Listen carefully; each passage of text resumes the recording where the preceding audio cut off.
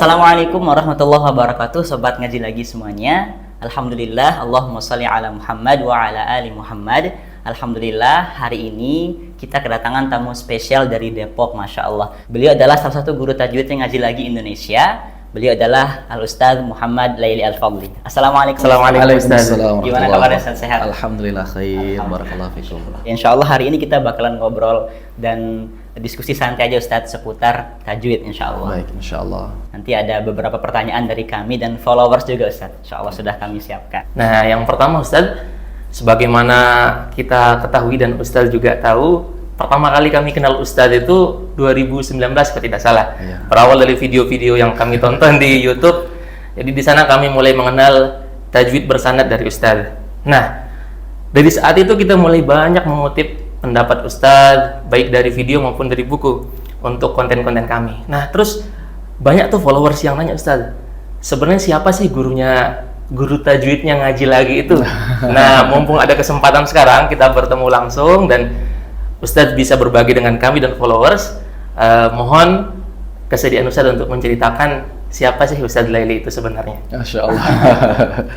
Bismillahirrahmanirrahim. Allahumma shalli ala sayyidina Muhammad wa ala ali Muhammad. Bahwa pembelajaran ngaji saya secara pribadi itu sebetulnya sentuhan-sentuhan awalnya sudah sejak dari kecil. Jadi alhamdulillah kedua orang tua memang sudah mengajarkan ngaji dari mulai Iqra, kemudian hafalan surat-surat pendek.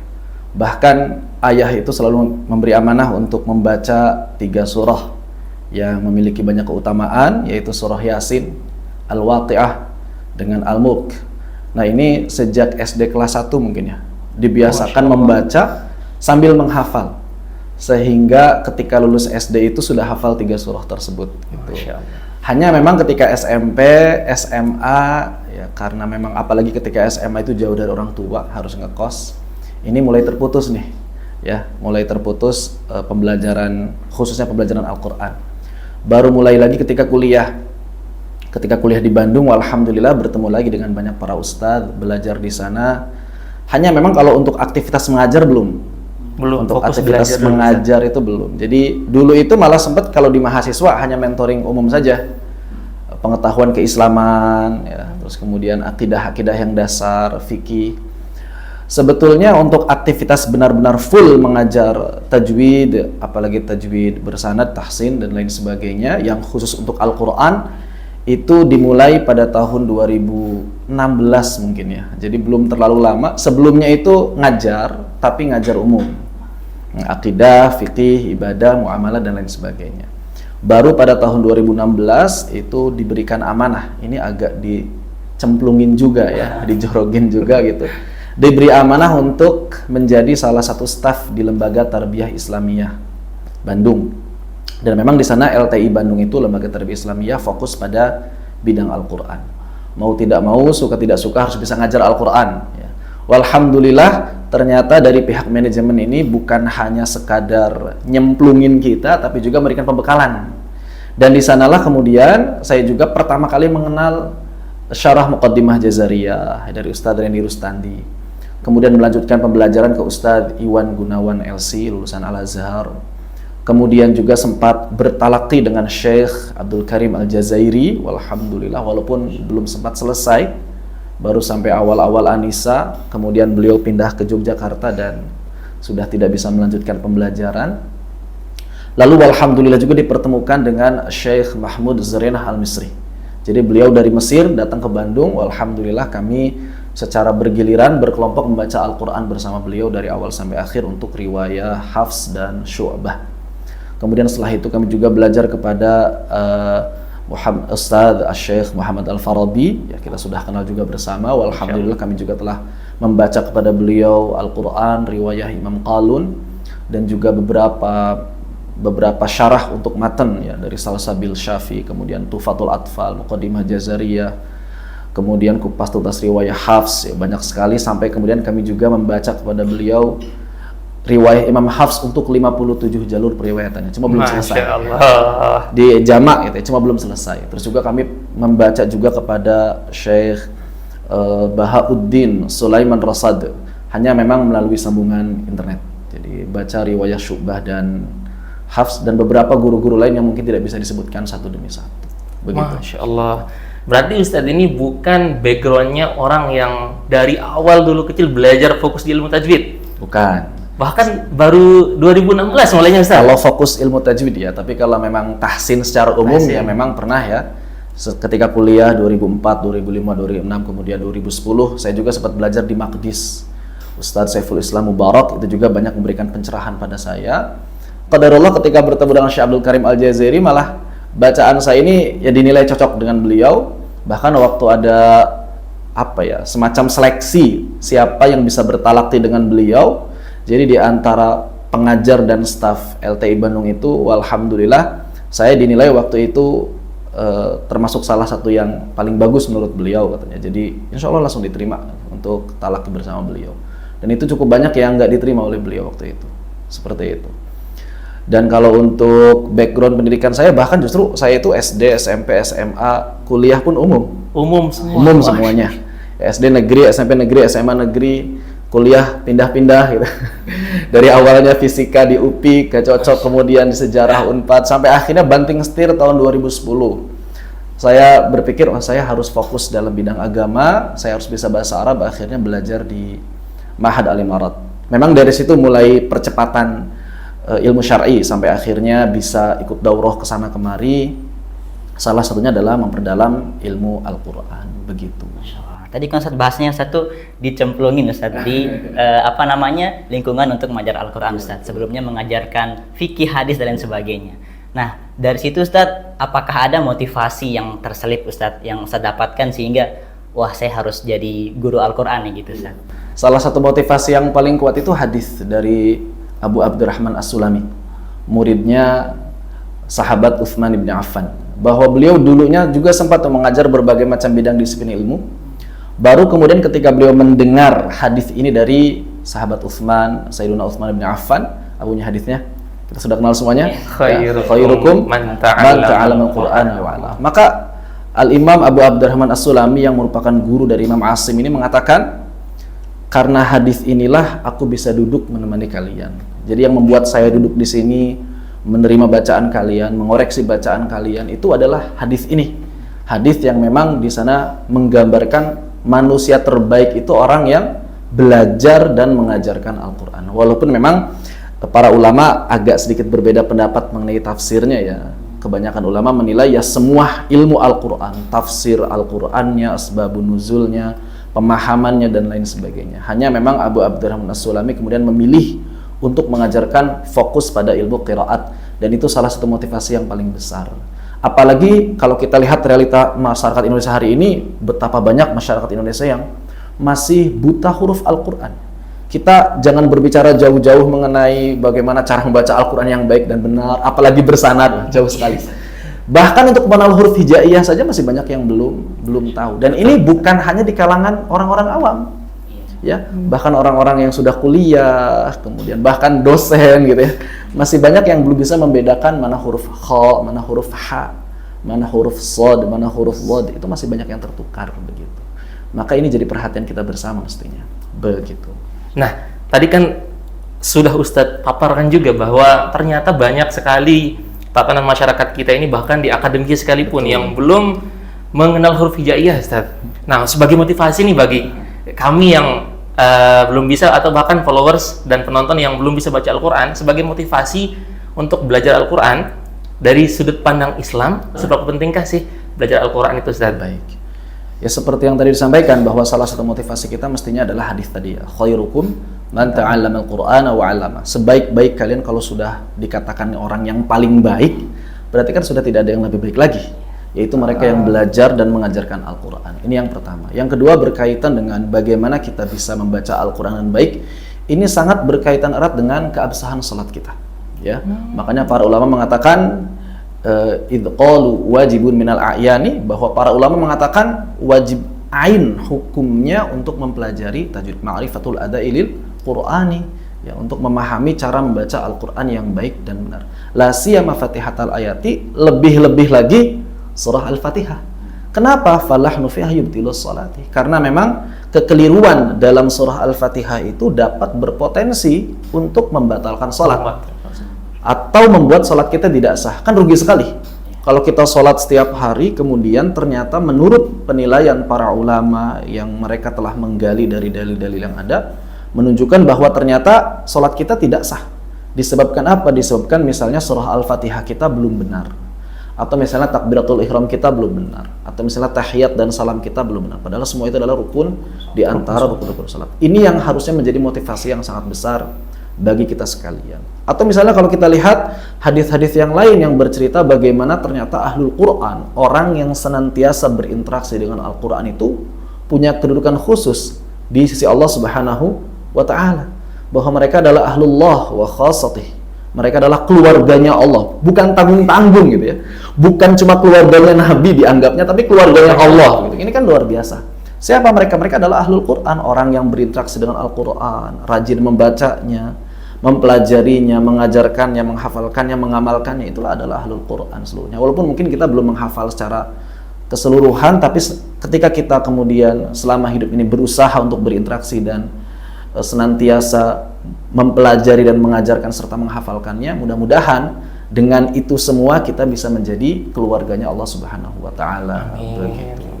Ternyata penting banget ya Ustaz ya, berkaitan dengan sholat, kemudian kita dianggap oleh keluarganya Allah juga Ustaz ketika belajar Al-Quran. Nah, misalkan Ustaz, saya ini sebagai orang awam, followers kita juga banyak yang masih awam banget di bidang tajwid Ustaz. Nah, kira-kira saya harus mulai dari mana Ustaz untuk belajar? Bagaimana kita harus mempelajari Al-Quran? Maka yang mesti kita pahami adalah Al-Quran itu terdiri atas 114 surah. Setiap surah terdiri atas beberapa kalimat atau ayat, dan setiap kalimat atau ayat terdiri atas beberapa huruf. Maka kalau kita ingin memperbaiki pembelajaran Al-Quran, kita mesti memulai dari unsur yang paling kecil dari Al-Quran itu sendiri. Apa itu? Huruf. Maka kita harus mempelajari bagaimana cara membaca huruf-huruf hijaiyah yang baik dan benar. Dari mulai mengenal hurufnya, ya dari mulai hamzah, ba, ta, tha, jim, ha, kho. Lalu kemudian bagaimana kita mengenal setiap karakter dari huruf itu agar bisa diucapkan sebagaimana orang-orang Arab mengucapkannya dengan fasih. Karena memang Allah itu cinta banget ya dalam sebuah riwayat, innallaha yuhibbu ayyuqra hadzal Qur'an kama unzil. Allah itu cinta banget kalau Al-Qur'an ini Al-Qur'an ini dibaca sebagaimana ketika pertama kali ya diturunkan dahulu di zaman Nabi Sallallahu Alaihi Wasallam. Bagaimana cara membacanya? Dengan cara membaca para sahabat, yaitu cara baca orang-orang Arab yang paling fasih.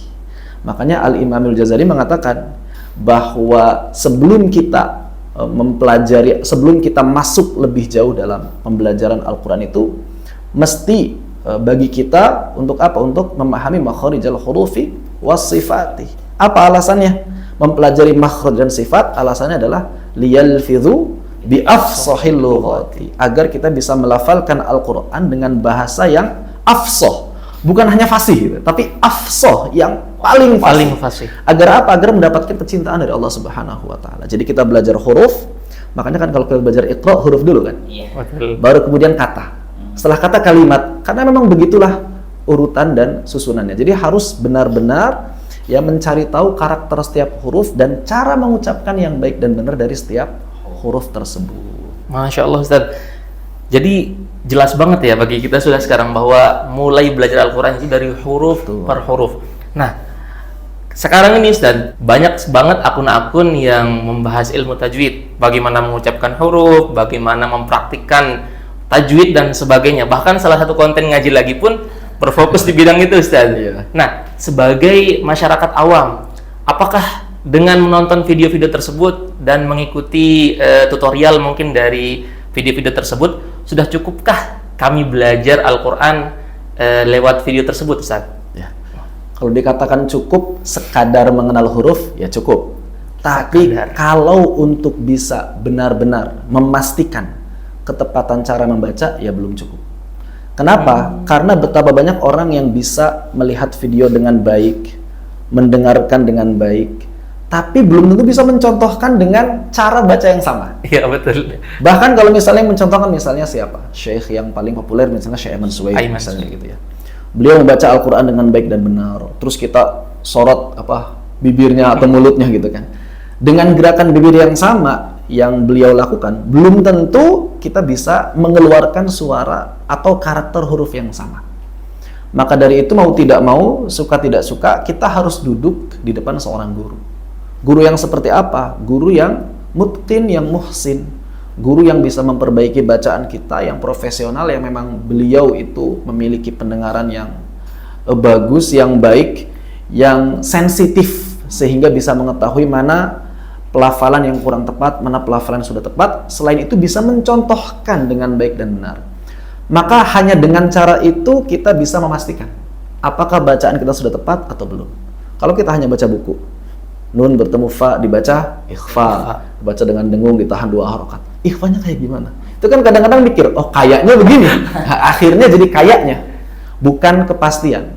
Atau misalnya saya kan nggak cuma baca kitab, saya juga dengerin video. Oke lah, kitabnya sudah ada teorinya, videonya sudah bisa contohkan. Pertanyaannya, apakah kita bisa mempraktekkan persis sesuai dengan standar syekh yang mencontohkan? Belum tentu. Mungkin ada, tapi tidak semua orang bisa memastikannya. Maka mau tidak mau, suka tidak suka, setelah kita memahami bahwa urutan belajar membaca Al-Quran dimulai dari huruf, kata, kalimat, berarti setelah itu kita harus mencari guru. Mencari guru. Mungkin kalau tidak bisa bertemu langsung, ya bisa lah melalui online. Ya, itu kan sebetulnya salah satu sarana untuk mempermudah kita di masa kini. Tidak masalah kalau memang belum bisa bertemu guru secara langsung, melalui online, telepon, dan lain sebagainya. Yang penting ada seorang yang bisa memperbaiki bacaan kita, mengoreksi bacaan kita, dan memastikan ketepatan bacaan kita. Dan itu yang saya alami dulu. Dulu pendek banget kan? Ya. Udah dari 2004, 2005, 2006, 2010 itu belajar tahsin kan? Tahsin. Tapi ketika bertemu dengan Syekh Abdul Karim Al-Jazairi pertama kali itu, Masya Allah, ternyata yang menurut beliau sudah yang salah satu yang paling baik, tapi tetap aja banyak koreksi. Dan itu baru bisa dari ketika kita bertemu guru yang jauh lebih baik, yang lebih profesional, yang lebih mutqin. Kalau guru-gurunya yang standar-standar ya mungkin dianggap sudah baik. Tapi ketika bertemu dengan guru yang level itu luar biasa, wah ternyata harus meningkatkan lagi. Ketika bertemu dengan guru yang lain harus meningkatkan lagi. Maka dengan itulah bacaan kita menjadi semakin lebih baik, menjadi semakin lebih fasih. Begitu. Alhamdulillah, Masya Allah. Jadi intinya Ustaz, ada yang memverifikasi dulu bacaan kita. Betul, dan walaupun itu online, itu yang penting masih live, ya, betul. Boleh. Betul, Alhamdulillah. Bisa. Jadi kami pun dengan Altof sebenarnya banyak ikut yang online Ustaz, ya. Karena mungkin keterbatasan kita tidak bisa langsung bertemu dengan guru. Tapi alhamdulillah sudah terkonfirmasi bahwa itu sudah salah satu cara belajar yang boleh. Betul, boleh, sangat boleh dilakukan. Nah Ustadz, saya sama Kak Hasan ini kan sebagai pembelajar juga Ustadz. Sebagai orang yang menuntut ilmu itu sering dinasihati sama guru-guru kita Ustadz. Termasuk Ustadz sering menasihati kita kalau belajar itu jangan cuma cari ilmunya gitu, cari berkahnya juga. Nah kadang kita juga sebagai orang awam mikir berkah itu apa sih Ustadz? Dan tolak ukurnya supaya kita bisa dapat keberkahan suatu ilmu itu gimana Ustadz? Baik. Asy-Syaikh Az-Zarnuji dalam kitab Ta'lim al-Muta'allim mengatakan bahwa orang-orang di zaman beliau, di abad pertengahan ini ya, mungkin sekitar abad ke-6 atau abad ke-7, beliau mengatakan bahwa orang-orang di zaman beliau itu banyak yang menuntut ilmu. Banyak orang yang semangat menuntut ilmu, tapi kok nggak sampai pada tujuan ilmu. Apa itu tujuan ilmu? Yang pertama adalah paham. Yang pertama adalah paham. Yang kedua adalah amal. Dan yang ketiga adalah dakwah atau menyampaikan. Ini adalah 3 tujuan ilmu. Kata beliau, ada orang yang paham tapi nggak bisa beramal. Ada orang yang sampai tahap beramal tapi nggak bisa mengajarkan. Maka kemudian beliau meneliti, apa masalahnya? Ternyata masalahnya adalah keberkahan. Tidak berkah ilmunya. Sehingga apa yang mereka dapatkan itu tidak bermanfaat. Jangankan bermanfaat untuk orang lain, bermanfaat untuk diri sendiri pun tidak. Ini kan berarti kerugian yang sangat besar. Bagaimana mungkin kita bisa mempelajari berbagai macam bidang disiplin ilmu, tapi kita sendiri nggak bisa ngamalin. Gimana cara mengamalkan? Rugi waktu, rugi tenaga, rugi pikiran, dan yang lebih parah lagi rugi di akhirat. Allah. Ya, kita banyak memahami hal, tapi kita nggak mengamalkannya, kan satu rugi di akhirat. Begitu. Ada orang yang bisa mengamalkan, oke, dia beruntung, tapi keuntungannya nggak sebesar orang yang bisa mengajarkan. Orang yang bisa mengajarkan akan mendapatkan pahala dari pengajarannya, bahkan ketika orang yang diajarkannya beramal, dia mendapatkan pahala dari amalan tersebut. Maka kemudian beliau meneliti apa penyebab kekurang berkahan tersebut. Salah satunya adalah masalah adab. Bagaimana murid ini kurang beradab terhadap gurunya, kurang beradab terhadap sesama penuntut ilmu, kurang beradab terhadap ilmu itu sendiri. kurang beradab terhadap kitab, dan itu Masya Allah dibahas dengan sangat detail dalam kitab Ta'limul Muta'allim Syekh Az-Zarnuji. Maka ternyata ketika kita ingin belajar kepada seorang guru, itu bukan hanya dalam rangka sekadar mengambil ilmu, tapi bagaimana kita belajar beradab. Ya, belajar beradab kepada guru, kemudian ketika kita nanti sudah jadi guru, belajar beradab kepada murid, dan ini lebih panjang waktunya mempelajari adab daripada sekadar mempelajari ilmu. Kita mungkin belajar tajwid, al-huruf, dan tahsin surah Al-Fatihah 1 pekan. Tapi belajar adab belum tentu 1 pekan itu selesai. Bahkan bisa jadi bertahun-tahun. Makanya para ulama zaman dulu ada yang mengatakan, saya belajar ke Imam Ahmad itu 20 tahun belajar adab. Baru setelah itu belajar hadis. Dan belajar hadis paling 2 tahun selesai. Allah. 20 tahun adab, 2 tahun Hadis. 22 tahun. Kita pengennya kan kalau belajar pengen cepat ya. Setahun belajar aja nih, kapan selesai nih. Kurang beradab gitu kan. Makanya para ulama zaman dulu juga mengatakan bahwa al-ilmu qabla qawli wal amal. Ilmu itu sebelum kita berbicara dan bertindak, lalu kemudian mereka mengatakan al-adab qabla al-ilm. Bahwa adab mesti didahulukan sebelum ilmu. Maka dari itu, selain mencari guru yang berilmu, carilah guru yang beradab, yang bisa mengajarkan adab kepada kita, yang beradab kepada kita, sehingga ada yang membekas. Karena para ulama mengatakan karakter guru akan menurun kepada murid. Kalau kita punya karakter guru yang keras, lambat laun disadari atau tidak kita menjadi orang yang keras. Kalau kita punya guru yang memiliki karakter lembut, lambat laun disadari atau tidak kita akan menjadi orang yang lembut. Begitu. Wallahu a'lam. Masya Allah. Nah, sangat seru Ustaz, Masya Allah. Nah, itu dari kami mungkin pertanyaannya ya. Sekarang mungkin kita akan beralih ke pertanyaan-pertanyaan atau DM dari followers Ustaz. Boleh, Nah, Masya Allah. jadi di Instagram itu sudah ada yang komen, baca Al-Quran itu kan yang penting niat. Masalah bacaannya benar atau salah, itu nanti urusan Allah. Allah itu maha tahu, nggak usah dibuat ribet dah gitu.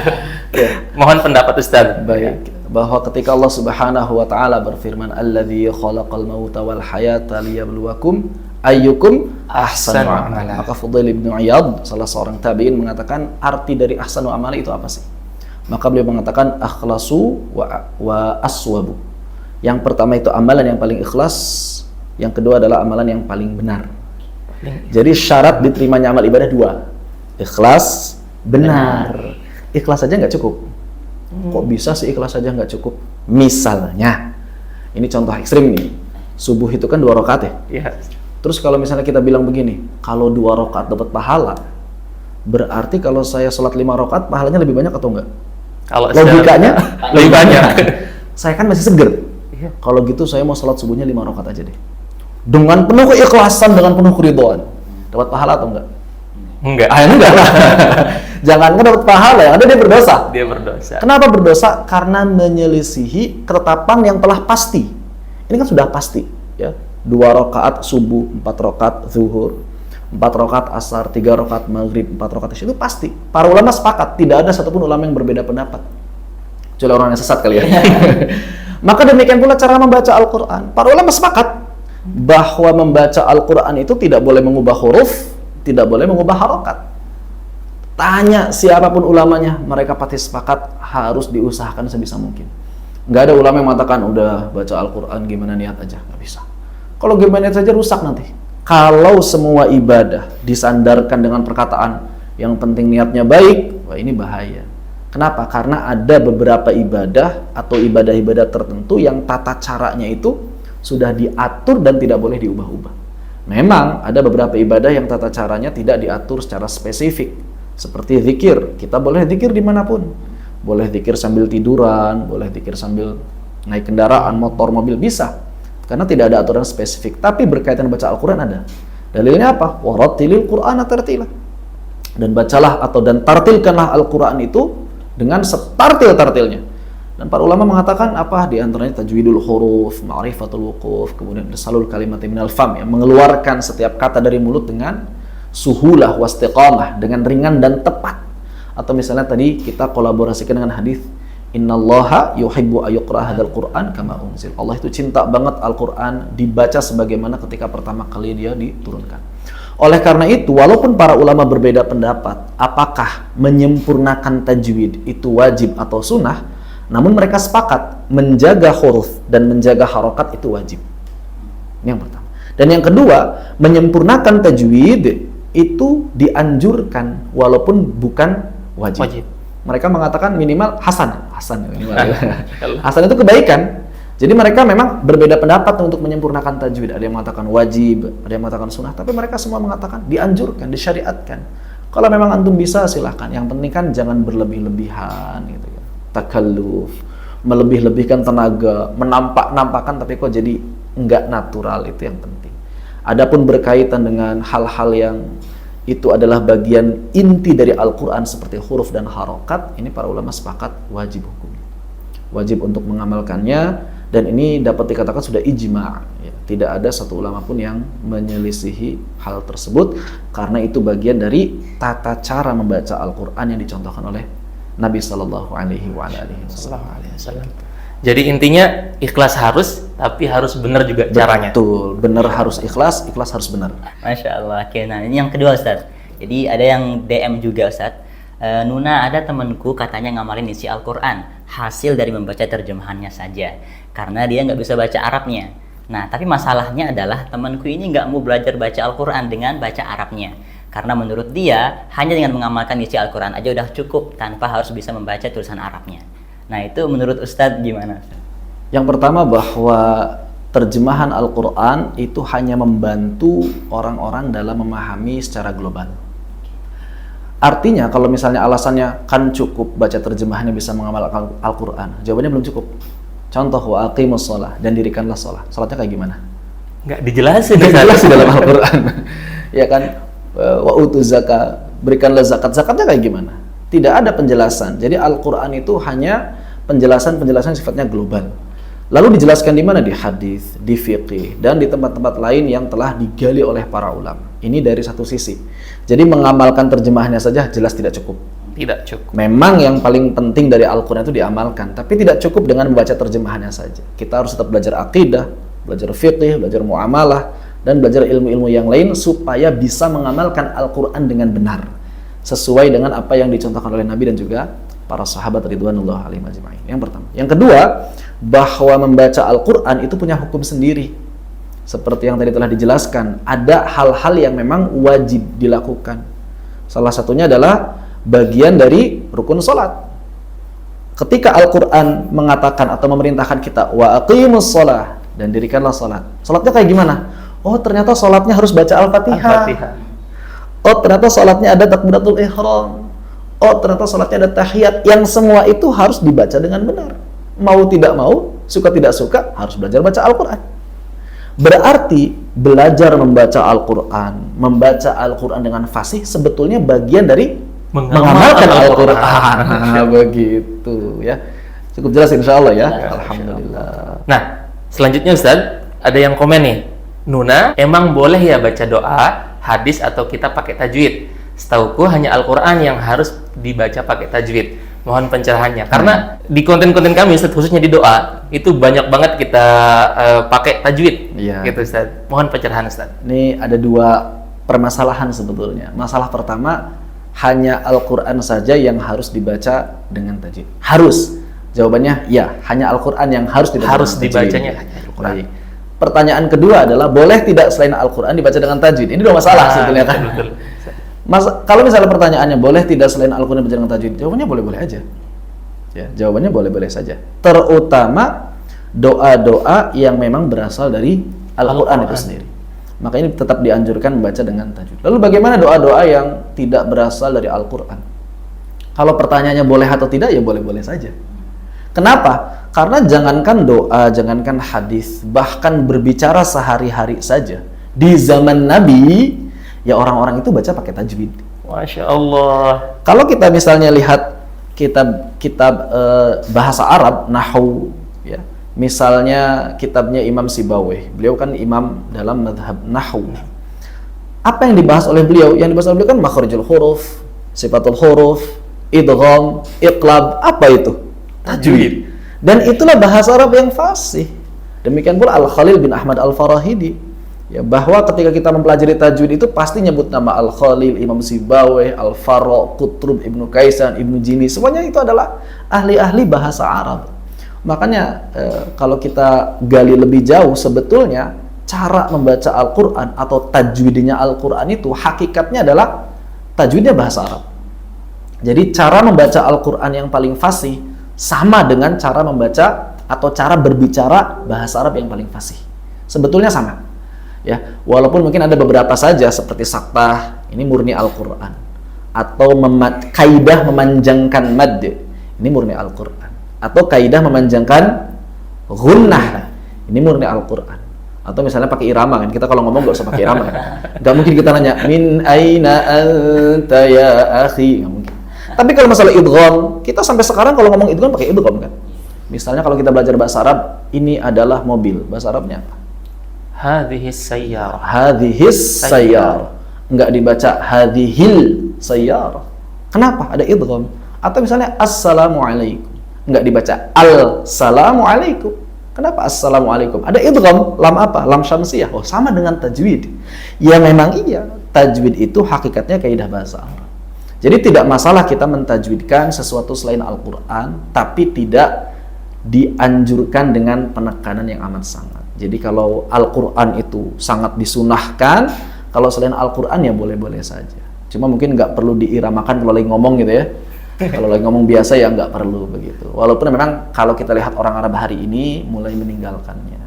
Tapi kalau sekadar boleh atau tidak, jelas boleh. Nah, Ustaz, kemarin saya ingat ada DM dari followers, Ustaz, mungkin belum ditulis di sana. Jadi dia itu DM Nuna itu, Nuna kan surah yang pertama kali turun tuh surah Al-Alaq gitu, Ustaz. Nah, kenapa Al-Fatihah yang dijadikan urutan pertama dalam Al-Quran, Ustaz? Jadi kenapa bukan Al-Alaq? Mana Al-Alaq tuh di juz 30 yang terakhir, Ustaz? Iya, betul. Nah, itu gimana penjelasannya? Iya, ini pertanyaan yang cukup sering ditanyakan ya. Kenapa kok yang pertama turun Al-Alaq, tapi susunan Al-Qurannya Al-Fatihah dulu?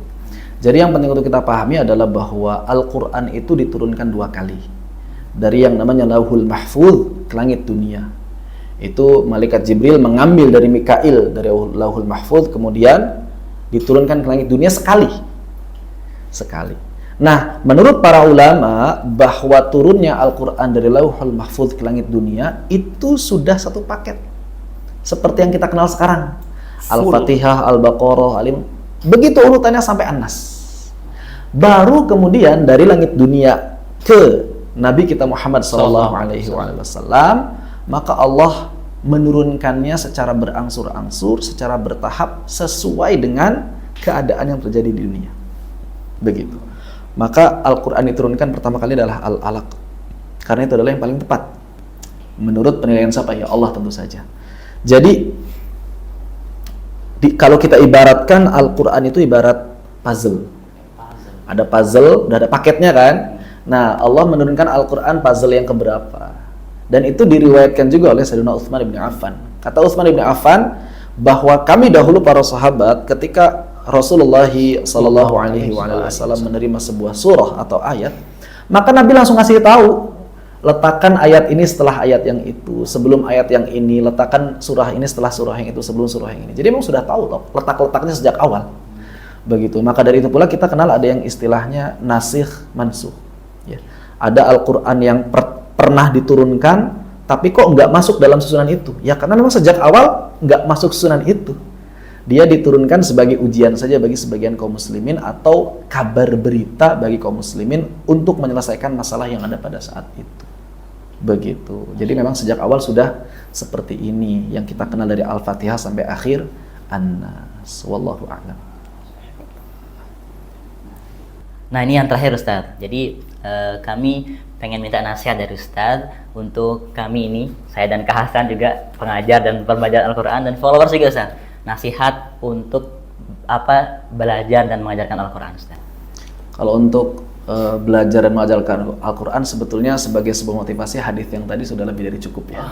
Khairukum man ta'allama al-Qur'ana wa 'allamah, bahwa sebaik-baik kalian adalah orang yang belajar dan mengajarkan. Cuma kadang-kadang ada sebagian pengajar itu yang fokus di mengajarkan, seakan-akan hadisnya berbicara mengajarkan saja. Jadi ketika disuruh belajar, tapi kan saya pengen jadi yang khairukum man ta'allama al-Qur'an wa 'allama. Padahal di sini jelas hadisnya, ta'allum qabla ta'lim. Yang namanya belajar sebelum mengajar. Bahkan kalau kita bisa lanjutkan, ta'allum 'inda ta'lim. Jadi bahwa yang namanya belajar itu harus tetap dilakukan pada saat kita mengajar. dan ta'allum ba'da ta'lim. Dan yang namanya belajar harus tetap dilakukan setelah kita mengajar. Makanya para pengajar itu sebetulnya membutuhkan waktu belajar yang lebih banyak daripada mereka yang tidak mengajar. Ya, orang yang belajar sekali waktunya, tapi orang yang ngajar 3 kali tuh, sebelum belajar, ketika belajar, setelah belajar. Jadi harus lebih banyak lagi belajar. Kemudian buat yang baru kali atau baru pertama kali belajar, orang yang benar-benar belajar Al-Quran dari dasar, maka ingatlah bahwa al-mahiru bil Qur'ani ma'as safaratil kiramil bararah. Orang yang mahir dalam Al-Quran, mahir membacanya, memahaminya, menghafalkannya, mereka akan bersama makhluk-makhluk yang sangat mulia, yaitu para malaikat. Derajatnya bersama dengan para malaikat. Sebagaimana kita ketahui, malaikat ini nggak pernah bermaksiat. Malaikat ini makhluk yang sangat suci. Bagaimana kemudian manusia bisa diangkat derajatnya setinggi itu? Itu kan luar biasa. Terus gimana yang belum mahir gitu kan ya? Walladzi yaqra'ul Qur'an wa huwa yatata'u fihi lahu ajran, kata Nabi sallallahu alaihi wasallam, bahwa orang yang membaca Al-Qur'an, belajar Al-Qur'an, kemudian yatata'ta itu terbata-bata. Ya. Alaihi syaq, rasa berat, keluar ain, pengennya ain keluarnya hamzah gitu. Pengennya kha keluarnya ha. Pengennya hak keluarnya hak, ternyata dapat 2 pahala. Masya Allah, 2 pahala. Dapat 2 pahala. Loh, kok bisa 2 pahala? Maka para ulama mengatakan yang pertama pahala belajar, yang kedua pahala baca.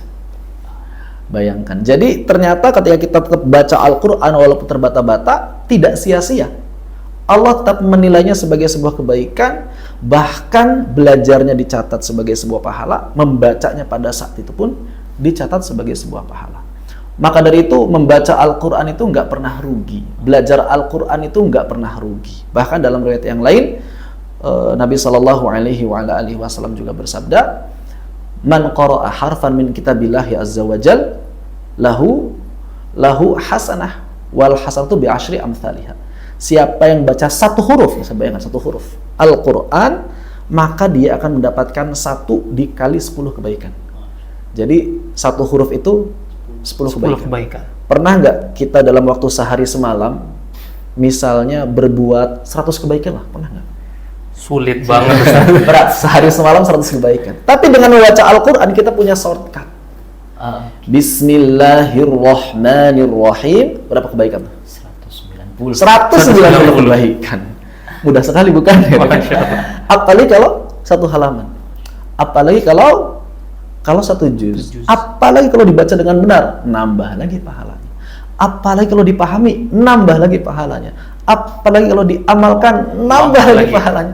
Apalagi kalau diajarkan, nambah lagi pahalanya. Ada multi level pahala juga. Ini luar biasa. Maka semoga ini jadi motivasi bagi kita sekalian. Intinya belajar Al-Quran, mengajarkan Al-Quran itu tijaratan lan tabur, perniagaan yang nggak pernah ada ruginya. Begitu. Jangankan rugi, setara aja enggak, selalu untung. Jadi perniagaan yang selalu untung. Maka kalau misalnya orang-orang sibuk dengan perniagaan dunia pengen untung, maka kenapa kita tidak sibuk dengan perniagaan akhirat yang selalu untung ini?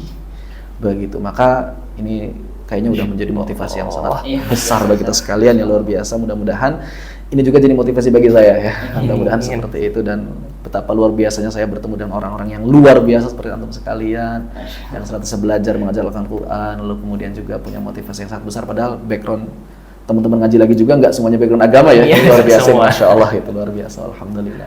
Baik, jazakallah Ustaz untuk ilmunya hari ini. Wa jazakallahu khairan, barakallahu fikum. Terima kasih banyak Ustaz. Sama-sama, barakallahu fikum. Insyaallah kita mungkin bisa ketemu lagi di podcast selanjutnya. Mudah-mudahan insyaallah. Semoga kita bisa panjang umur terus. Amin. Baik, untuk followers ngaji lagi semuanya, untuk hari ini segitu aja dulu podcastnya. Sampai ketemu di podcast kita selanjutnya. Jangan lupa like, comment, share, dan subscribe channel Ngaji Lagi Indonesia. Terima kasih. Assalamualaikum warahmatullahi wabarakatuh. Waalaikumsalam warahmatullahi wabarakatuh.